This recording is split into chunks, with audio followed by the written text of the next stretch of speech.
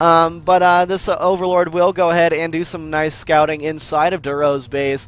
I'm just curious at what Rise has got to offer here in this quarterfinal matchup. Yeah, definitely. I mean, as you were saying, they're very, very good North American teams, both of them. And they both feature some really, really good and popular players. So I would say a very, very equal matchup, and I love seeing equal games because there's a lot of dynamic play going on, and there's no sort of 2-0s going on or anything like that. But we'll have to see how this game evolves from this first game. But Rise doing a good job now of droning up hard. He knows that Protoss can't be aggressive for at least the next 2 minutes or so he can drone up pretty hard now as Warp Gate technology is on the way. Doing a poke now, checking out what's going on here. But with both the Zergling Vision and the Overlord, he can see exactly where Doro is. And now building more and more drones, so he is feeling very, very safe. But still, this map, I think it's going to be pretty complicated. I mean, taking a third of Zerg looks pretty hard on this map, I have to say, Duffs. You know, it definitely can be. It's right down here on the shore, and in the lower area, you do have to cross a bridge to get to it, and there's an entrance to the destructible Xel'Naga, which is like the exact warpath or route that your enemy will take, especially with this spawning position. It might even be safer to try to expand north for Rise than expanding closer to his opponent, because in this position, he definitely will be having to expand closer to his opponent there, and that's never a good thing. We do see that Rise is getting the double Evo chambers that will allow him to get up some massive upgrades, as well as getting down that lair tech. And it looks like a Roach Warren's on the way as well. So Rise starting to gear up for the long haul here as we are getting this macro game underway. Duro continuing to pump out a little bit of stalker, or not a little bit of sentries, I mean, and finishing up his warp gate tech. Also getting down a few more gateways. Now finally using a sentry to try to deal with this Overlord, and he definitely will take that Overlord down as the guts shower this neighboring probe as that was building that Twilight Council that we're going to see some Blink Stalker play. Bathed in Overlord blood, as they say. Not the Chuck Norris one now, but does have these 4 gateways up and just so many sentries right now. So Blinkstalkers is looking to be a good possibility here. He is going for the +1 as well, so we could see a very, very good timing attack here. We see Rise has taken both those Naga watchtowers, and you called it, Duff. There is Blink being chrono boosted right now. Very nice. But only now is warping in those Stalkers, so we're going to see a lot of sentries, and especially with a map like this. I mean, look how narrow these ramps are, especially using force fields. It's going to be a nightmare for Rise to do good defense, and it's going to need some good concaves going up. But Rise going with a really, really fast speed Overlords, and probably a great decision because, you know, once he loses those links and possibly the entire Xel'Naga, it's going to be hard for him to get any sort of scouting information on the map, but he's sending them everywhere now. So he will know that there's no proxy pylons hiding anywhere, and very, very nice. It's very, very reactive play here from Rise. You know, keeping up that map awareness is always something we like to see here, and I especially am just a fiend of map awareness. You know, it's always good to have. I may not have the best of it, but you know what? I love seeing good players play because they definitely do, and we're seeing that right now with all these Overlords covering up these expansions. He will be able to drop down creep and hinder any type of expansive play that may go down from Duro, and it looks like Duro's going to take down his own cybernetics core after building another one, and gonna go ahead and leave his base. He did just finish up his robo facility and a few more gateways, so he's gonna bring him to a total of like 7 gates here as he continues to push out. And you know, you were saying about these choke points. Oh my god, there are so many freaking choke points. You know, it's gonna be hard to pick an engagement here for Rise for sure, and that's to say the least here, Fire. Yeah, and it's like the glory of having sentries. You know, if you do accidentally engage and go a bit over-committing on one attack, you can always just put down some force fields. You can go back to your base, nothing really happened. But Rise just moving down to the low ground, some nice force fields go down and trap Rise's army. But there is this second passageway. Doro just noticing that, and we'll block that up again. But this is just such a strong attack. We see +2 has finished up, and that is really, really hard to deal with this early in the game. 6 more Stalkers being warped in. These Roaches struggling to get enough of a concave around these Stalkers, which is what he really needs, and especially with Blink, going to be able to blink out of any sticky situations. And here he comes again, more force fields, really nice here. Letting them getting a bit too close now, but +2 just demolishes these roaches, even with +1/+1. And that Queen will fall down. Things are not looking good for Rise right now. Definitely not. The +2 upgrade is so far away, and it looks like Rise is just a little bit in a panic here as he's trying to take down his opponent. The more he takes down, the more that's going to warp in from this gate, or from this pylon that is right up in the front. He needs to get an observer out here, Fire Silver. Duro needs to stop this monotony of these burrowing roaches. They will be able to burrow and gain their health back, and that's causing Duro not to be able to just go right into Rise's base. But you know what? There it is. The GG will be called, and Duro is going to go ahead and take the first game and take the victory on that first one. So very nice play from Duro. Very, very awesome, awesome stuff that we see going down right there in this map of the month. You know, still disappointed that we're not seeing any of these destructible Xel'Naga towers being taken out. I mean, come on, guys.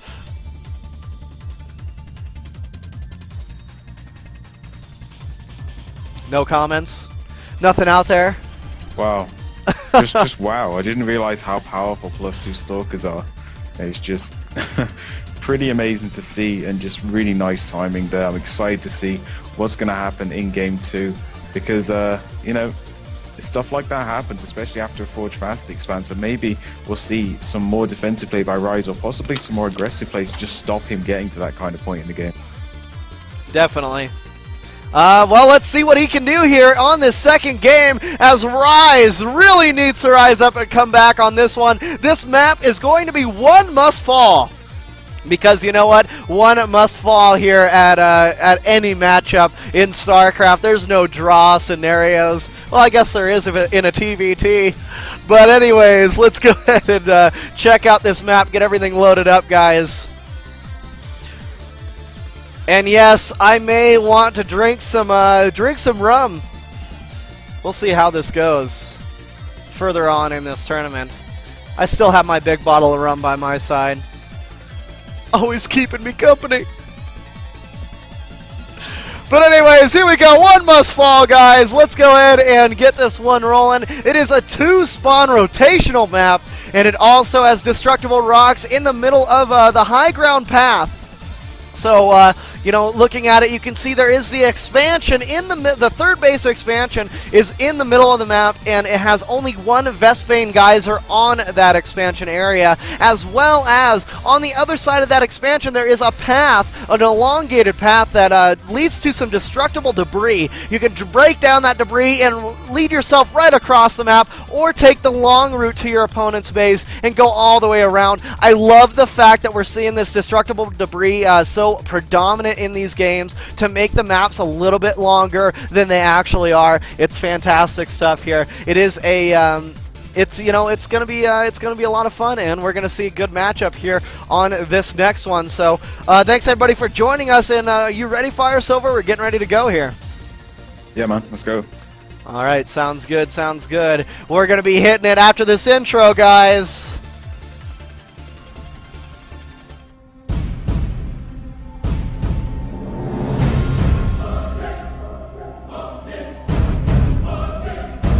All right, everybody, welcome and thanks for joining us here at the Map of the Month. It is the quarterfinals of the Map of the Month, and it is a lot of fun already. We've seen some good matches go down. It is Rooted to Row against Call Rise, and it's going to be a PVZ. Root to Row sitting on 1 point, Call Rise sitting on 0. Let's go ahead and get this one going in 5, 4, 3, 2, 1.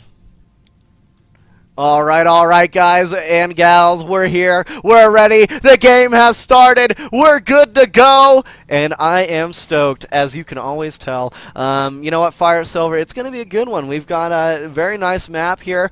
Call Rise spawning up here at the top left as the green Zerg, and down here in the bottom right-hand corner, we do see the Purple Protoss piloted by Rooted to Row. So, you know, Rooted to Row sitting on 1 point, and there is 0 points in the point scale here for Rise. So Rise really needs to get this one coming back. You want to go over the map a little bit? Well, I haven't seen too much of this map, but I wish they would use more of these maps in the ladder pool because this map looks so dynamic. We've got destructible rocks, we've got Zelnaga towers on the left and far right of this map, and you've got an easy-to-take natural, kind of like a nice choke here for all races to abuse with spine crawlers, force fields, whatever you want. And also the third expansion over here on the other side of your main, but also this middle expansion with the one less rocks, but does have only one Vespian geyser, so maybe not as good as the one on the far left side of your base. We'll have to see which one of these players they do decide to take if it does go into that point in the game. But Dodaro going to opt for the wall off very, very standardly in PvZ. Also going to send his probe down and be annoying with that. Not going to let any expansion go down straight away. And Rise just is going for the pool first, so he's not going to bother trying to send down some drones, try and take that. Instead going for the pool gas opener. And Rise just scouring about with this drone, trying to find out nothing's going on, no sort of two-gate Zealot push or anything like that. We'll see the gas and we'll know what's on the way. Gonna see some standardness, but I'm looking forward to this map especially, and I think with Rise Overlord placement he could really abuse the chokes in this map because there's a lot of long lines where you can attack, especially through these trees in the far north and far south, so he can control quite a lot of the map at the moment. Yeah, you know, and map awareness is another thing that just brings you to some good things here, especially on this map. With all those, like you were saying, the choke points, you know, he'll be able to hover an Overlord right above the high ground here, not being seen by the ground units trying to pass by, but he can check out and watch that whole Zelnaga tower placement and everything of that nature. We do see Duro placing down a second assimilator now, so he's going for a higher tech build as it looks. That drone continuing to scout will go ahead and leave the base, as well as it looks like the same type of build coming down from Rise. He's got the 4 Zerglings out. He's at the 21 supply. It looks like he's saving up his money. He may go for another early expand now that he's taking down that pylon. Yeah, it looks like he's doing the very, very standard and popularized by players like Morrow and December, people like that. The Speedly expand, very, very good for taking that early map control and basically not letting Protoss have any vision of the map with any sort of probes. But now it seems as if Dodaro are going to place another pylon right next to his ramp now. We'll be able to walk down onto that low ground, very, very useful for later. But he's sending these Zerglings over and going to take a poke up the ramp. Wants to see what that second unit is for Protoss because that will give him a lot of information. He will see as a stalker, so that's going to raise some questions in Rise's head. Because you usually will see a sentry if you are going for that fast expansion. He's going to try and take that down there, but it doesn't look like he has enough. But we have a Stargate going down, so we'll be interested to see if he goes for Phoenixes or the more powerful Void Rays. Yes, yes. So what will be the choice from Duro there on that? With that Stargate going down, you know, very interesting play here. And it looks like this Zergling running for its life from the Stalker will go ahead and leave the Stalker will go ahead and leave it alone. As we see Rise now getting out his natural expansion. And you know, it looks like a pretty standard play so far, even with that Stargate down. You know, Duro has obviously got a plan for this. He's going to abuse the fact that it takes so long to get across the map with ground units. He's just going to fly right over, using his Void Rays to go right into the back, area of Rise's base. So, you know, he's gonna be doing some good damage hopefully soon here in just a minute. Yeah, I mean, it's very, very hard for him to scout that now that the wall is in place, also has the Stalker and the Sentry to block any sort of Zergling scout.